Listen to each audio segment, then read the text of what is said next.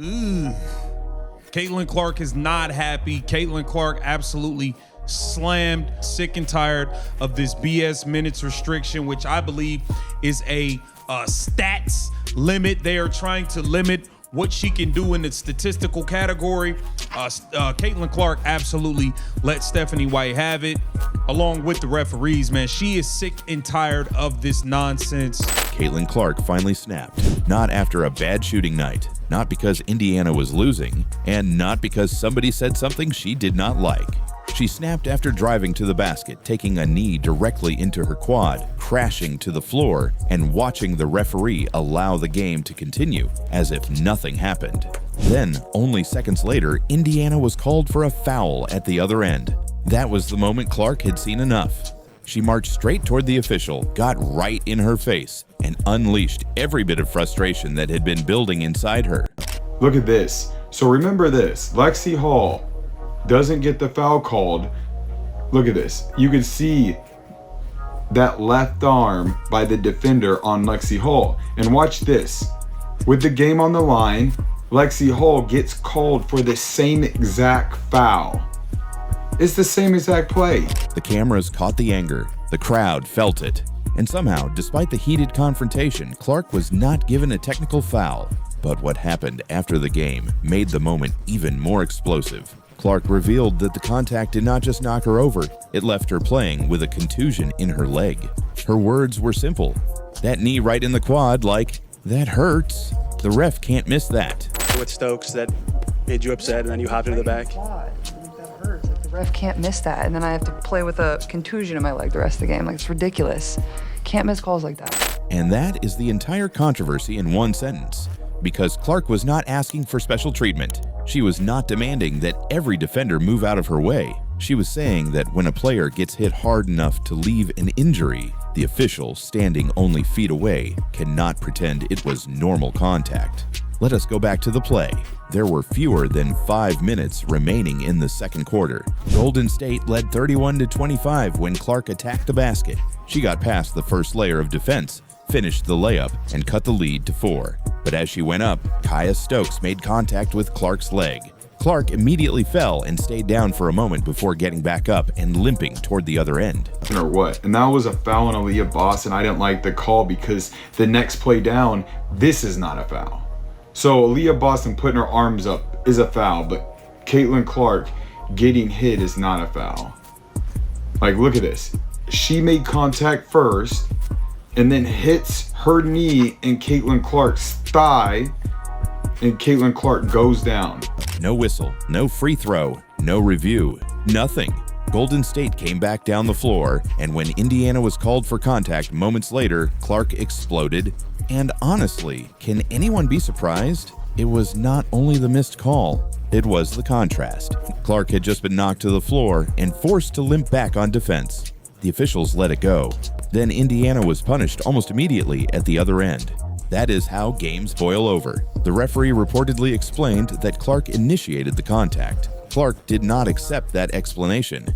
She said, "I initiated the contact, which is fine, but you can't hit me in the leg. Knock me over." Did they give you an explanation right after when you... She said I initiated the contact, which is fine. You can't knee me in the leg, knock me over. That distinction matters. An offensive player can initiate body contact while driving. That does not mean a defender suddenly has permission to strike the player's leg and send her crashing to the court. And this was not Clark complaining about harmless contact after the fact. She left the floor, went toward the locker room, and returned while already working under a minute's restriction because of the back injury she has been trying to recover from. Caitlin Clark is not happy. Caitlin Clark absolutely slammed Stephanie White for continuing to sub her out. She's sick and tired of Stephanie White's sabotage. She's sick and tired of this BS minutes restriction, which I believe is a stats limit. They are trying to limit what she can do in the statistical category. Caitlin Clark absolutely let Stephanie White have it, along with the referees, man. She is sick and tired of this nonsense. And it's just starting to blow over, man. It's too much now. Now she had another painful issue to manage. a quad contusion, in the middle of a game. With 2 more games coming in, a back-to-back against Seattle and New York. That is what makes this bigger than one missed whistle. The Fever are asking Clark to return from injury, regain her rhythm, carry the offense, fight through constant defensive pressure, and stay calm when obvious contact is ignored. At some point, something is going to break. On Wednesday night, it was Clark's patience. She entered halftime with only 2 points. She finished with 13 points, 6 assists, 3 rebounds, 1 steal, and 1 block. But she shot just 4 of 14 from the field and 1 of 8 from 3. Way down the stretch in the fourth, but hopefully I don't have to keep playing 25 minutes. Hopefully I don't have to keep playing 25 minutes. I played 10 minutes in the first half. I can't get no damn rhythm. Stephanie White, can you stop playing games now? Whoever y'all keep saying in the medical staff, can you stop playing games now? She's sick and tired of it. Enough's enough. What are y'all doing, man? This franchise is a joke. This franchise is a clown show. And as far as I'm concerned, she needs to get the hell out of there quick, fast, and in a hurry. Quick, fast, and in a hurry, man. This is BS what's going on. And I'm sick and tired of it. I know you're sick and tired of it. And Caitlin Clark is very, very sick and tired of it. Golden State won 88-75 and extended its winning streak to 8 games. The Valkyries deserved credit for their defense. They made Clark uncomfortable, disrupted Indiana's rhythm, and pulled away when the Fever needed answers.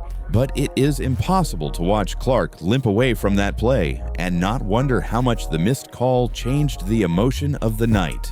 Nobody can honestly say the contusion caused every missed shot. That would be impossible to prove.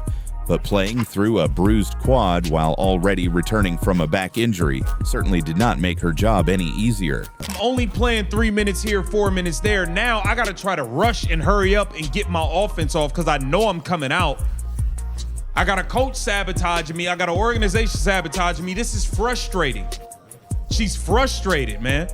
Enough's enough. Then I got these trash refs who don't call any fouls. I mean, it's ridiculous. That hurts. Like, the ref can't miss that, and then I have to play with a contusion in my leg the rest of the game. Like, it's ridiculous. Can't miss calls like that. Did they give you an explanation right after when you? She said I initiated the contact, which is fine. You can't knee me in the leg, knock me over.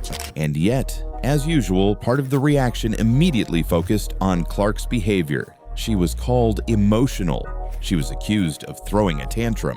Critics acted as though confronting the official was somehow worse than the contact that created the confrontation. That is the strange part of the Caitlin Clark experience.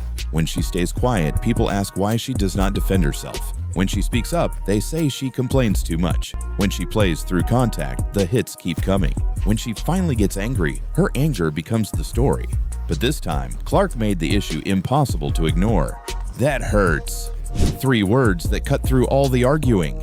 This was not about wanting a superstar whistle.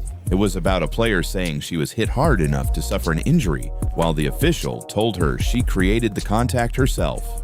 The WNBA wants physical basketball. Fans understand that, but physical cannot mean careless.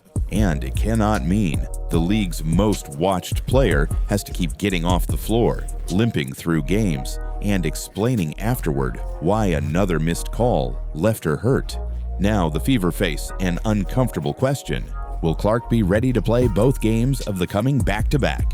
And if she does take the floor, will the officials finally recognize the difference between tough defense and contact that leaves a player injured? Because Clark's confrontation was angry.